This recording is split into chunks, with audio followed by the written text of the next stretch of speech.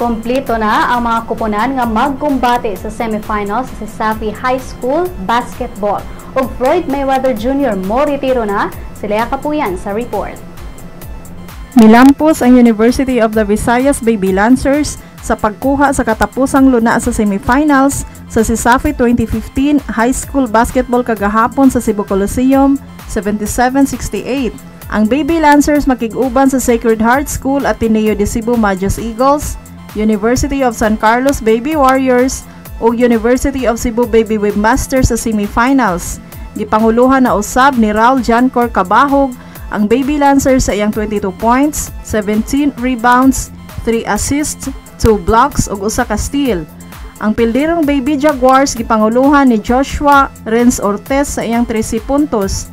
Sa college, walay daog ang University of Southern Philippines Foundation Panthers sa napu nila ka mga duwa kay gipildi naman usab sila sa UV Green Lancers sa score nga 84-49.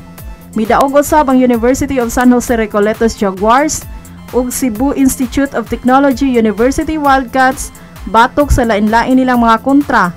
Ang Jaguars nipildi sa Southwestern University Cobras 68-63 ug ang Wildcats nipukan sa University of Cebu Webmasters 76-69. Ang katapusang luna sa semifinal sa College Division, padayon pang gikumbatihan sa CITU, USJR ug UC. Sa laing bahin, gipahibalo ni Floyd Mayweather Jr. nga moretiro na siya human sa iyang kadaugan kagahapon batok ni Andre Berto.